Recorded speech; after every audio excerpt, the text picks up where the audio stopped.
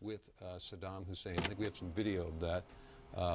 Of that meeting. Tell me what was going on during this this Where meeting. did you get this video? From the Iraqi television? This is from Iraqi television. When did they give it to you? Recently No, or back then? We've dug this out of the CNN library. I see. Isn't that interesting? There I am.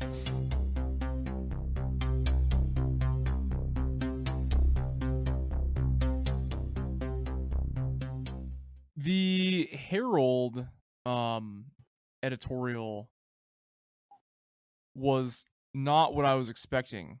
Now, I mean, it's like trying to do like a mild criticism of him, but in the end, it just kind of like it's sort of like, to me at least, sort of fails in that regard to actually criticize that, you know, he's the architect of, you know, hundreds of thousands of Iraqis dying. This is the thing, right? And this is the thing that is really frustrating for me, is because it's like the entire media class has just gotten carte blanche on all of this shit, going all the way, you know, for the, you know, that you spent the last 20 years, you know, first selling Americans this war on false pretenses, waging it, killing 2 million people in the Middle East, you know, across Afghanistan and Iraq and all of its ensuing proxy conflicts, right? And now they get to stand around and do this, like, you know, sort of well thought out, well reasoned liberalism in reflection, right? It's like, now we can be like, oh, well, Donald Rumsfeld was an admirable man, but oh, well, Iraq was probably a mistake. It's the same stuff with Bush and, you know, the complete neoliberal rehabilitation of both of their images. I mean, it's like the thing where we see like Michelle Obama like hugging George W. Bush at like some ceremony, you know, and they play that footage or that picture over and over again. I'm like, what in the world? And it's necessary for the media class to rehabilitate these people, because it was the media class who sold us the conflicts that these people are responsible for constructing and carrying out, right? And so so there's like this sort of self-consciousness about all those people that they killed, you know, and so the media class is now having to, you know, deal with that fact by trying to be even-handed 20 years down the road in Donald Rumsfeld's fucking obituary. There are members of the media class who are just about as responsible as Donald Rumsfeld for you know, making these sorts of things happen. And so that's how I read this. That's what I'm saying. It's like all the criticism they could offer was like, yeah, you know, I mean, he was a controversial guy, but in the end here, like, he had a really, you know, upstanding legacy.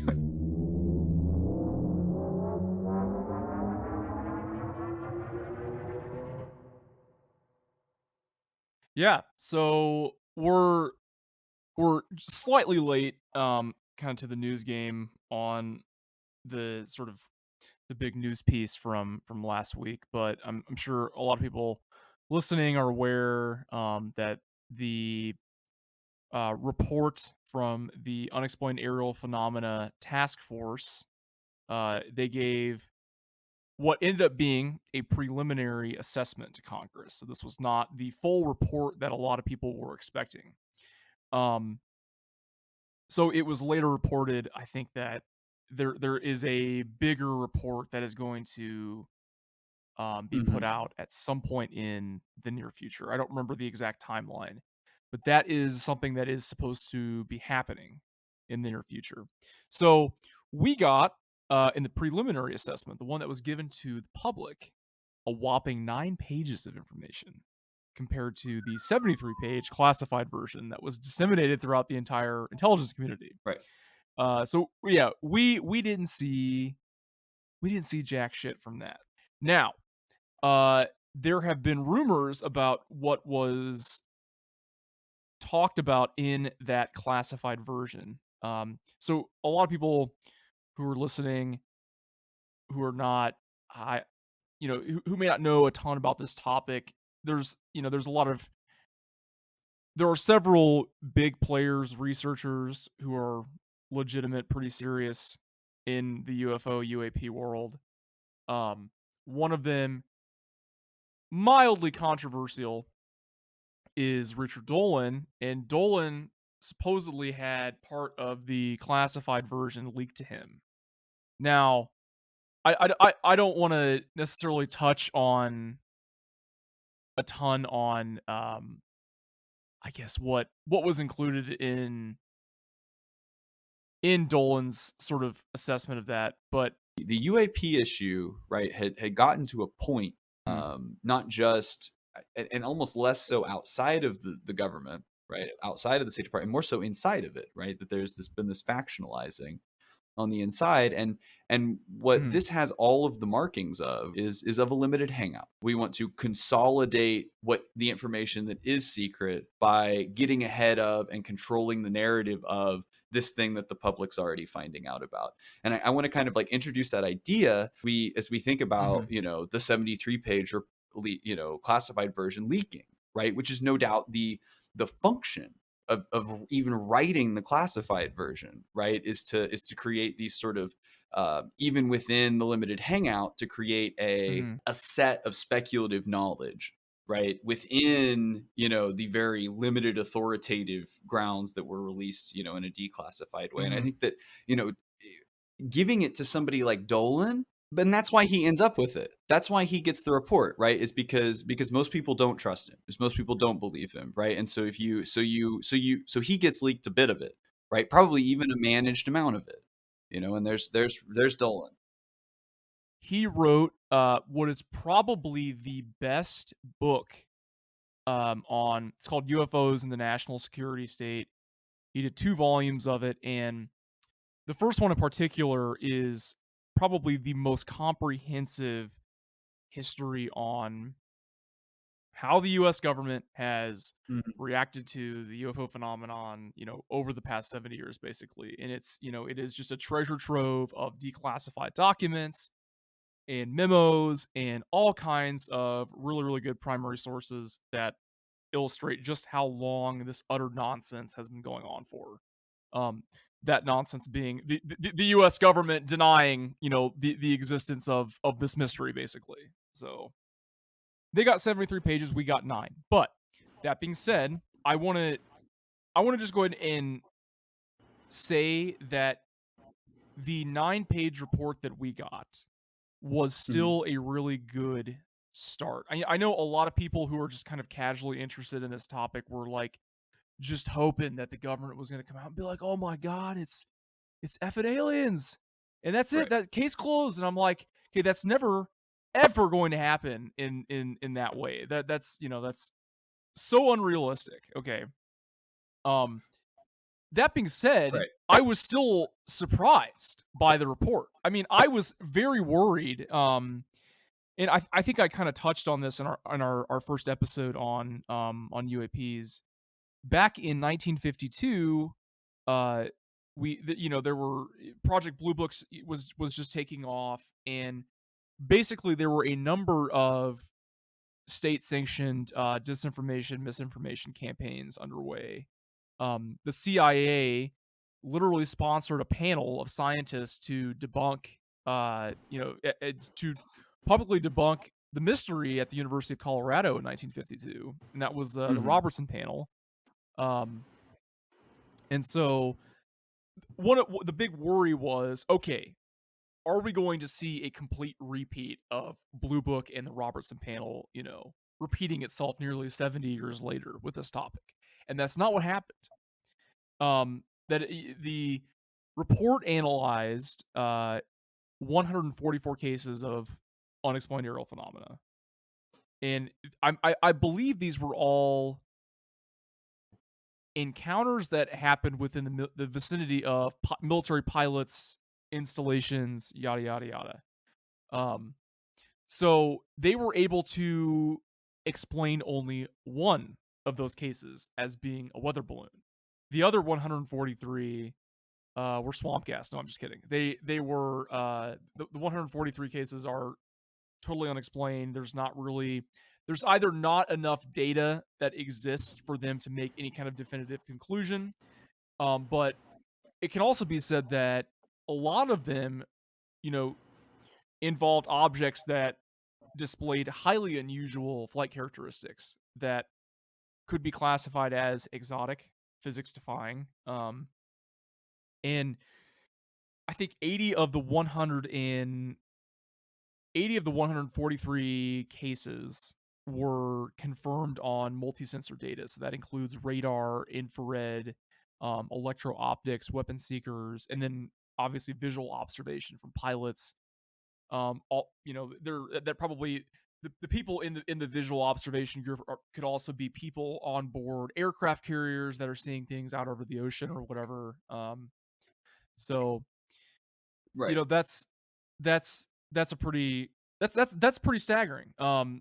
And so, but they couldn't do Blue Book again. You can't do the a panel specifically to discredit this topic anymore. You can't Yeah. you can't and so I do fully agree that this is distinct, right? But I'm not Yeah. sure it's just but it's distinct because the hand was forced, right? Yes. Because Yes. no one would believe you. Yes. No one would believe you anymore if you stood up there and you said, nope, nothing to see here, folks. Yeah. All weather balloons Yeah. and explainable aerial phenomena. Yeah.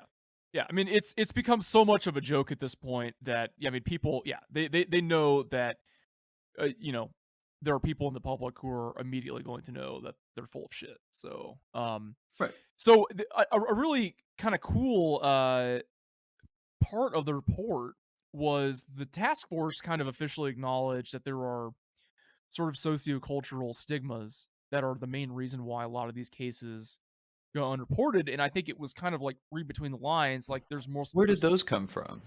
Yeah, there's most likely like a really big treasure trove of data that exists out there that hasn't been reported because people just were like, man, I'm not gonna report, the weird fucking object I saw in the sky, pacing my pilot or my plane, and it's they sort of hammer home that there's a reputational risk of reporting such encounters, backlash from fellow colleagues and higher ups, and it should be also said that they are now putting in mechanisms for military members, particularly pilots, to properly report these encounters now without any backlash. So I don't know if they are planning on creating a more transparent database for this sort of thing. I would be very surprised if they did that.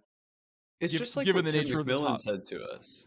You remember Tim McMillan, when we had him on for the second episode, he made the point that this has become very casually talked about, like in the Navy, since and I think that this is what the report said, is that since like March of 2019, right, this has been at least for the people who run the instruments, right, and who sit on the bridge and that kind of thing, this has been normalized to a lot of extent, right? Yeah. And that's something Tim told us, and I think that's something that came through Yeah. in the report as well. But of course, in the report they say that the issue is people just becoming aware of these mechanisms for reporting, right? Yeah. That at this point is the obstacle. Yeah. Instead of, as you're pointing out, the obstacle being stigma institutionally and socially, right? So if any of you guys have listened or watched the now famous 60 Minutes segment on UAPs that had Lue Elizondo and Commander David Fravor, who was one of the main pilots who encountered the Tic Tac UFO in 2004 off the USS Nimitz. I think it was near San Diego. And then there was, I think, Lieutenant Dietrich. So she came on, she revealed her identity on there and then talked about, seeing the same thing as him and seeing this bizarre object, seemingly defy the laws of physics and that. And then they interviewed Ryan Graves, who was another pilot. I think I always get the footage names confused. I think it was the gimbal footage. So he was a member of the pilots that saw the object off the Atlantic coast. And Graves, I have heard him say a couple times that he's aware of pilots talking about how still to this day, like it's been going on every day for the past couple of years, they will see these objects out over the sea, hovering for 12, 14 hours at a time, Right. not showing any visible means of propulsion, just hovering. It's and so they can kind of conclude from there if these are conventional aircraft. Where's the refueling at, that sort of thing. So it's and then I think he's the same one who's also mentioned that pilots have seen bizarre floating cubes out over the Atlantic Ocean that are somehow able to fly without and what the hell is aerodynamic about a floating cube, like, and it's still being able to like So let's go shoot there. around the sky. Yeah, Let's talk about this because yeah. the report, in an attempt to not make it look like the Defense Department and U.S. military has their Mhm. pants down around their ankles, Yeah. were pointing out, and this was the best that they could do, was to say that we don't think that the U.S. military is being specifically targeted, right, Mhm. by these unidentified aerial phenomenon. Instead, we think it's our state of the art sensors and observational equipment, right, that allows us to be the ones who perceive them. We can't say, and I think Yeah. that, like, that would be kind of one thing Yeah. if we didn't have multiple generations of military technology Mhm. detecting this phenomenon, right? Yeah. Like, if it really was like, oh, we invented a particular camera or a particular type of sensory data Yeah. that allows us now to observe these things, and only the military was seeing them, right? Yeah. Then you could kind of make that case, right? But Yeah. this isn't like this began now. The technology that these things were being observed with in the mid Yeah. 20th century, right, is relatively accessible now, Right. and not state of the art and not complicated. And instead, we're still seeing what I think is, from that perspective, undeniably a concentration of this type of activity around U.S. military Yeah, installations. it's clear that there's an interest. Yeah, and that Right, they're making a deliberate effort to not give that connection to the public, right, and that's right. Or at least to try to, like, give plausible deniability to anybody who would be willing to give it to them. so the only kind of hint of worry in this report came in the form of them basically saying like, oh, some of these objects present potential flight hazard risk, basically, because there were within those 143 cases, 11 documented cases of what they said were near misses with the pilots. So, and I think it's interesting. I'm we've talked about this stuff for years now, but like when I read something like near misses with pilots, like my immediate thought is I can almost guarantee you that these objects were not trying to intentionally hit the pilots. So it was, it's you're only getting that close to these aircraft if you want to be seen, basically. That's what it's doing. But I think that almost more than like the collisions, it was that they pointed out that just like hours and hours of training had been lost, right, for because of these things. And I think that's really striking, right? Because you think about all of the money and resources that have to get marshaled and moved into position in order to carry out a military exercise, right? Having to derail that doesn't happen because of lens flare, right? It doesn't. It's not. That's you don't take a $3 million training mission and derail it for for something that's an anomaly Yeah, of the but in, radar. in the case of the Tic Tac UFO incident, lens flare is not actively jamming your radar in other sensor data or equipment on your fighter jet, which is what happened. So, like, yeah. So they also reported in a small number of cases, and this is a really interesting part that they didn't really give much detail on, that I would be very interested in reading more on if it's ever released, is that some of the military aircraft systems were able to detect processed radio frequency energy associated with the encounters. So again, like, I don't think lens flare is giving off RF energy, that's detectable to these aircraft and stuff. So that's pretty peculiar. And then one of the other more kind of startling takeaways from the report that I didn't pick up on when I first read it because I'm a dumbass apparently. They said that these cases they examined were ones that occurred between 2004 and 2021. So that's crazy. And then that the most of the cases having occurred in the past 2 years alone. But that just tells us that for the last 2 years, since March of 2019, the Navy has had these reporting mechanisms in place. And so, yeah, you've seen exponential growth of, of these sightings and everything, coinciding with the, with the, opening of reporting to, U.S. service members. Yeah. So they don't mention this in the report, but I am very curious if any of these cases involved people, we'll say on the ground at nuclear weapons installations, seeing objects appear over, nuclear weapons like silos, storage facilities, that sort of thing. And for those listening, it's kind of a lot to go into, within one episode, but like there is a very long documented history of bizarre objects appearing over nuclear weapons installations dating as far back as the early 1960s, basically.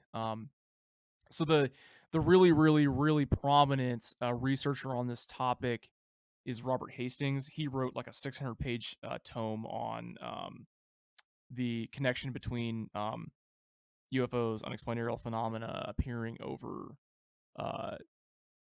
military installations where we're housing nuclear weapons, basically. And so that's a question that I would like answered. How many of those cases did appear or did deal with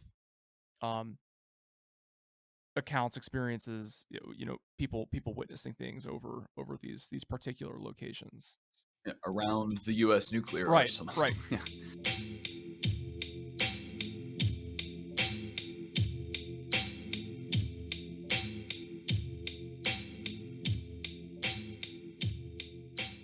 Let's kind of circle back and to talk about sort of the how and the why of this small d disclosure, right? Because, and we've already mentioned a little bit of it. Of course, we've mentioned Lue Elizondo so far, and he is among a whole cast of characters who have helped form a faction, right, within the state defense departments to bring this information to light. And I want to maybe put the question to you, Austin. What do you make of the motives of someone like Lue Elizondo, somebody who worked in high up places in the U.S. empire? So I think right? I'm gonna just come out and say it right away. I mean, anyone who's been kind of following this topic casually in the news has probably seen Elizondo talking on MSNBC, Fox News, CNN, whatever. He was also pretty much the lead guy they were interviewing on the 60 Minutes segment. He's really sort of been the face of this movement. I should probably say more specifically the face of this particular faction within the Pentagon, the military-industrial complex, the intelligence community that is leading this charge. So, as always, like, be skeptical. Like, Elizondo spent his career as a counterintelligence agent. So, I mean, that's what he did before he was recruited to run the ATIP program, the Advanced Aerospace Identification Threat Program for the Pentagon. The point being, he had, and to sort of reference back to what we kind of started with, he has the background of somebody who would direct a limited hangout. Now, so that has kind of been the criticism of Elizondo, rightfully so. But when Elizondo basically kind of became the public face for this movement, it sort of came to light that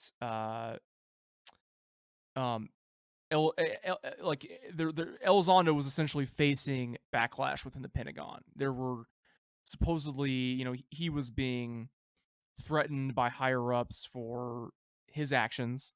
I mean, he effectively left his post and resigned. And it's this is such a convoluted tale to kind of get through. But the gist of this is that Well, it certainly could be entirely fabricated. yes, Right? Like it could be because it would be exactly the type Mhm. of thing that you would need to launder the background of someone Yeah. like that. If this was Mhm. somebody who was kind of in on the strategy, if this Yeah. were a strategy being conducted well above Yeah. Lue Elizondo. So I think that based on everything that I've seen over the past 3 years, to now answer your question, when it comes to the UFO phenomenon, I don't think in this case, Lue Elizondo is acting as a counter intel op now. And the reason I say that is because the evidence now points to there is a very, very, very factionalized there's a very factionalized war going on within the Defense Department, the military industrial intelligence complex, about this topic. And I think it's clear that there are individuals who are trying to prevent more of this information from getting out. I do think that Elizondo is part of the faction that is trying to get this information out to the public, but they are facing resistance from those who don't think this information should be given to the public. So I know it's hard to kind of it's hard to grasp. It's like it's like given Elizondo's history, given his history, but it's Sure. Here's my yeah, thing though.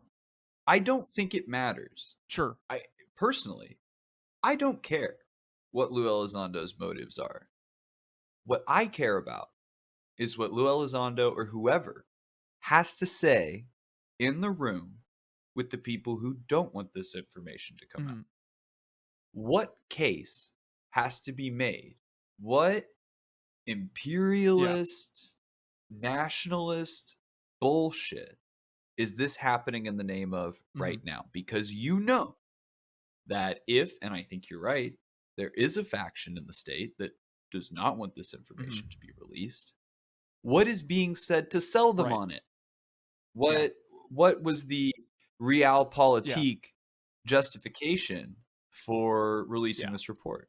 And I think that the answers to those questions, right, take us to a place where it doesn't really matter mhm, anymore what Lue Elizondo wants or thinks, right? It matters what those people yeah. think, right? It matters what But the people who I don't know if those people are. I don't. It's entirely possible what you're saying is actually what's occurring, but a part of me wonders. well, because if they just have this information, they can just put it, and they don't care, right? And they don't care But what these what it's the yeah, agenda is of the people in that room, then they could just start yeah, leaking it. They could put it all out right now. But the thing is that they do, or at the very least, they're invested yeah, enough in the institutions that have, hidden and mhm, obfuscated and are doing all of this other set of things that we talk about on the show, right? That they are, cooperating with those other mhm, factions of the State Department for some yeah, reason, right? And I think that it's those reasons that that I care yeah, about almost more than Lue yeah. Elizondo's reasons. So I think I find it unlikely that Elizondo is actually sitting down with the people that we're referring to, the faction that is uh actively I resisting. believe it's the mainstream. I believe it's the majority. In fact, I don't even think. I think that if you want to, and I don't know this, but if you asked me to be like, who are the factions? My suspicion is that it's like 3%. Like that this faction that wants to release it is a small but Mhm, influential group in charge of maintaining this mhm, information, right? Who could leak it mhm. if they wanted to, Sure. right? But that's a small, and I think it's a small group of people within the state who are using Lue Elizondo as their mouthpiece, who are mostly meeting a ton of pushback, right, from the vast majority of, you know, the flat top shaved head guys in the, you know, Defense Department, and the pointy headed, you know, dorks in the Intelcom and the State Department, and, you know, and that all of these people are like, no, don't do, why would we give that information? And they're the 97% of the people who have a say in this Yeah, stuff, and then it's there's this like they don't want to 3%, reveal the chess right? pieces. They don't want to reveal that, like, oh And that's yeah, most they of them. don't want to reveal that the United States government is getting actively pantsed by a phenomenon that it doesn't fully understand. And Right. and I Right. like, I'm not gonna say like I understand that point, like, because you know, at its root it's still fucked up, but like it's the reason why I think Elizondo is not sitting down with these people and having to make deals at this point is that, again, like, we're talking about a subject matter where the information itself is so heavily compartmentalized and has been for 70 years that it's like you're going to have all kinds of different groups who are going to have like one piece of the puzzle, basically. So I would bet money that, you know, Elizondo's handlers, you know, they themselves probably don't have all the information that other groups would have. And it's that information, you know, that they're giving to Elizondo to get out to the public. But they themselves are missing several of the other major puzzle pieces that, you know, those actively resisting this effort might have. So it's not, you know, I don't want people to sit and think that, like, oh, there's, you know, right now there's this shadowy group deep within the, you know, the catacombs of the Pentagon, you know, smoking cigars and planning this out. You know, what are we going to give to, you know, Lue Elizondo? Like, that's not what's going on. It's a bunch of dysfunctional people involved in dysfunctional groups, all with competing agendas in, you know, when it comes to this topic. And Right. you know, Right. you know, a ton of disagreeing, some people agreeing with each other, and, you know, it's a whole lot of just bureaucratic nonsense to get this topic out. So that's, to me, that's what's going on.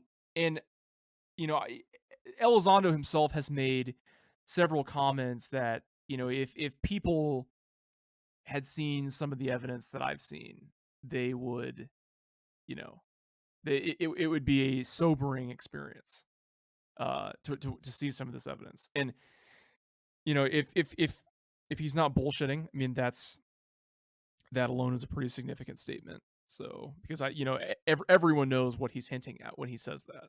So what has like been the reaction among the informed voices, you know, in this topic, Yeah, right? yeah. The people we should be listening to. It's positive. The take home sort of message from all these people is that, like, this is a good start.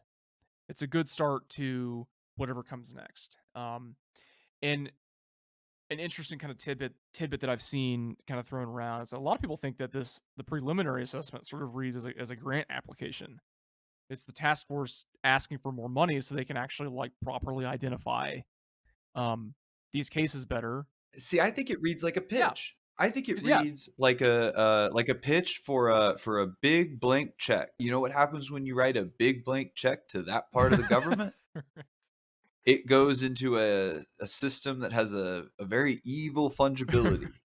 And you know, and I don't care how much of it was supposed to go to Yeah.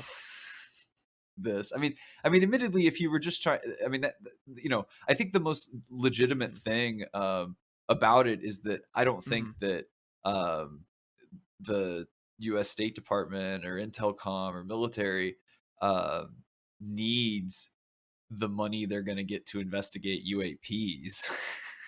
Right? They don't need Well, it's that because they've already had it for 70 years, and it Right. exists in the forms of, you know, money being funneled into private companies and whatever to study this. So Let me put this to you.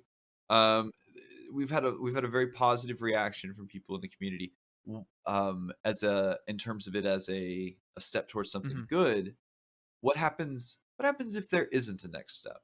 Well, there's going to be a next step regardless. I mean, the UFO research community has been doing its thing, since the days of. I mean, people aren't. Really, since like Charles Fort was investigating weird aerial phenomena in like the 1910s and 1920s and stuff like that. I mean, it's like the wheels will continue to turn uh on this topic, whether or not the government plays along. And people also have to understand that like the phenomenon is still going to be doing its thing, regardless. So people are still going to be reporting seeing bizarre shit in the sky. People are still going to be reporting having close encounters with strange entities and in all that. Like that is going to continue to go on and on and on.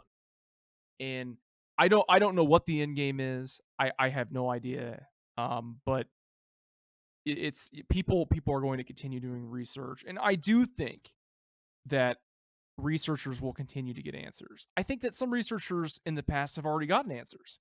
I think, and as we've talked about, I think people like Doc Belay and other individuals like that have gotten close to some of these things. And the next generation of researchers, even without the help of the government, will continue to find answers and peel away the layers of this mystery. So once again, the point is that we get to a place where it's been legitimized, right? It's almost as though this was the same as any sort of memorandum in the military that would have encouraged reporting on it within their ranks. Yeah. This is the civilian version of that tactic, and if what you're saying is true, then we will see people begin to talk about it and engage with it in an even more widespread and legitimate way. And I think it's interesting that we keep coming back to that, right, as sort of the the one definite good thing about this report, right, is that it creates that space. Yeah, I think it's really going to open up the doors for a lot of people to get into this subject and research it, because what this really boils down to is like here is the surface level that's being presented in the mainstream media, and now it's up to people in the public to like if they're interested in it, to start buying books on it and come to their own conclusions about what's going on. It's I think the opportunity is there for a new generation of researchers, people to get involved in this topic, potentially more than in the past. And that's what's to me is really, really important. And I'm saying that as like that's the strategy if nothing more comes of this topic from the state, basically. If Elizondo and Chris Mellon and these other, To the Stars Academy and all these other individuals, if they just kind of fade into obscurity, and then, the topic and, in relation to the state also sort of retreats into obscurity. Like I still think it's the on the ground field researchers and those folks are still going to be churning away at this mystery, because the mystery is still going to be happening. It's not just going to quit happening because the government doesn't care anymore. Like people are still going to be seeing, like I said, bizarre objects in the sky, at night while they're driving their car or wherever on a lone country road, and it's still going to happen regardless of what the US government does. Yeah. That's good. That's what I think. That's probably the end of the show too. Yeah, I mean, I was going to talk about Neil deGrasse Tyson's sort of Trumpian nonsense, but like I'm not gonna. I don't know. We don't have to shit on Tyson.